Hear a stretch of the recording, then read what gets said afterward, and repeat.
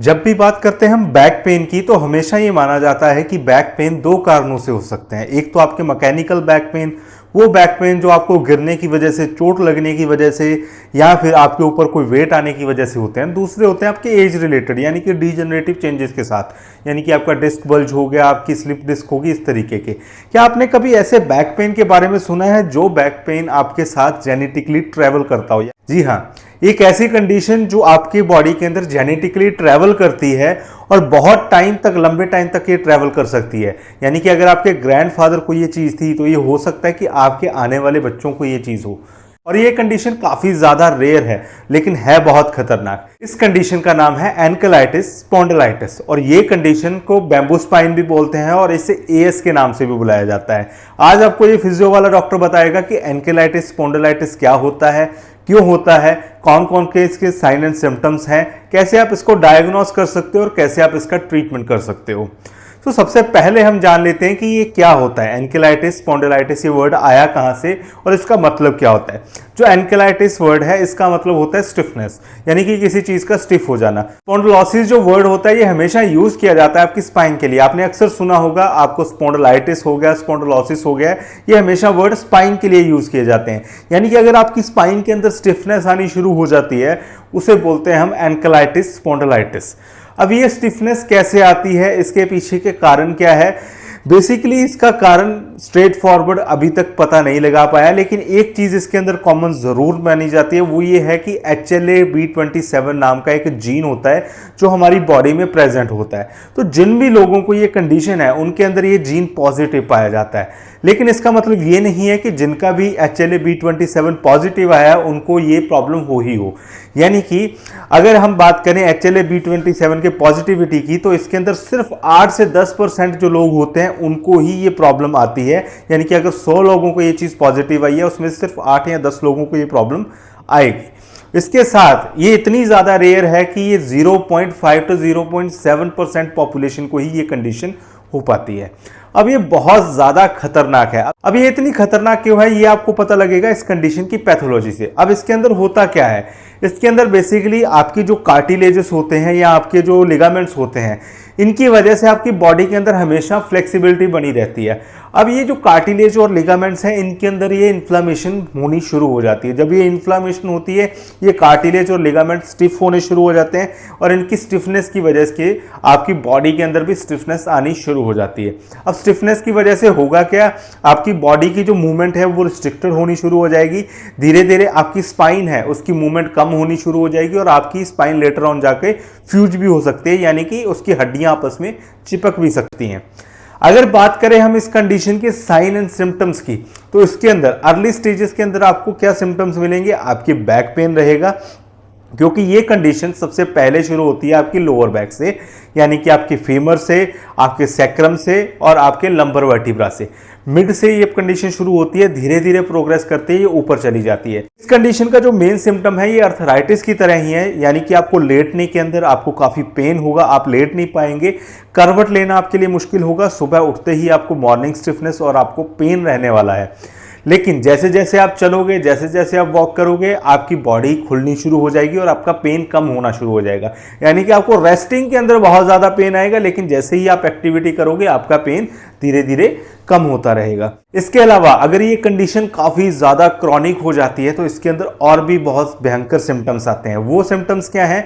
आपकी बॉडी के अंदर स्टिफनेस की वजह से आपकी स्पाइन की मोबिलिटी कम हो जाएगी, यानी कि आप स्पाइन को रोटेट नहीं कर पाओगे, आप आगे बेंड नहीं हो पाओगे, आप साइड टिल्ट नहीं कर पाओगे और लेटर ऑन जाकर के आप अपनी गर्दन को भी घुमा नहीं सकते। इतनी ज्यादा सीवियर ये प्रॉब्लम क्रिएट कर सकता है।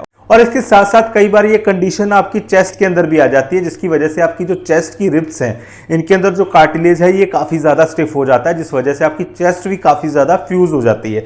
इस वजह से आपको सांस लेने के अंदर तकलीफ होती है। नॉर्मल जो हमारे चेस्ट एक्सपेंशन होता है वो होता है लगभग 5 सेंटीमीटर, लेकिन इस कंडीशन के बाद जब ये कंडीशन चेस्ट के अंदर आती है ये रह जाता है सिर्फ 2 या 2.5 सेंटीमीटर, यानी कि आपको ब्रीदिंग के अंदर बहुत ज्यादा डिफिकल्टी आने लग जाती है।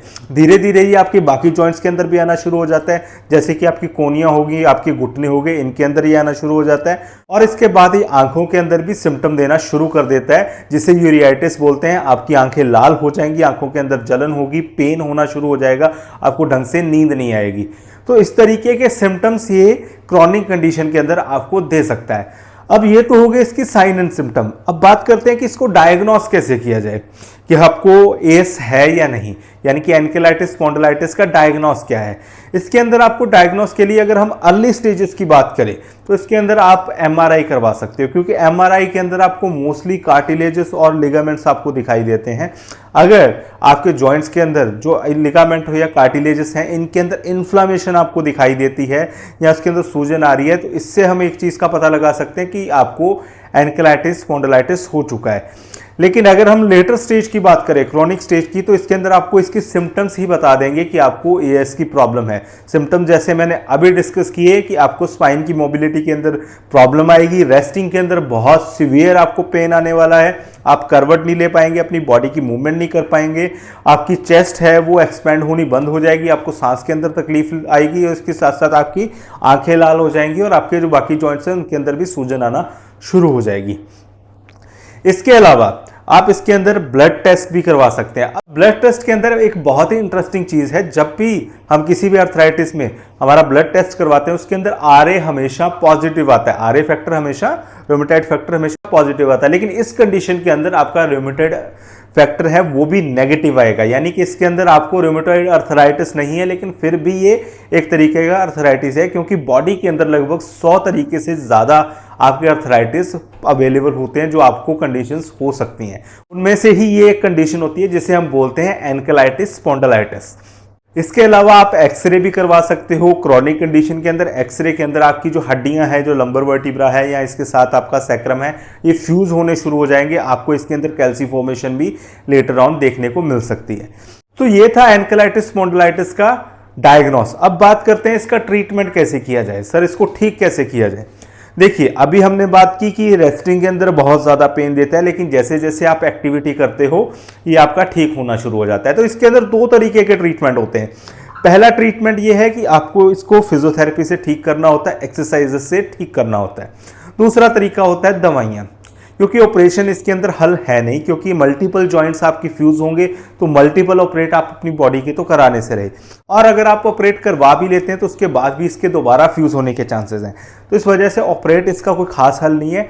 रही बात मेडिसिन की, मेडिसिन के अंदर आपको एंटी इन्फ्लामेटरी ड्रग्स दी जाती हैं, लेकिन ज़्यादा ड्रग्स भी लोगे, अगर ज़्यादा पेन किलर्स भी आप लोगे तो वो भी आपको लेटर ऑन नुकसान करती है। तो सिर्फ एक सोल्यूशन इसके अंदर बचता है, वो है एक्सरसाइजेस और या फिर फिजियोथेरेपी। अब इसके अंदर आप किस तरीके से फिजियोथेरेपी कर सकते हो, किस तरीके की एक्सरसाइजेस कर सकते हो, ये हमें समझने की जरूरत है। अब इस कंडीशन के अंदर सबसे इंपॉर्टेंट फैक्टर क्या है कि हमारी बॉडी के अंदर फ्लेक्सिबिलिटी कम हो जाती है, यानी कि हमारी बॉडी के अंदर लचक कम हो जाती है।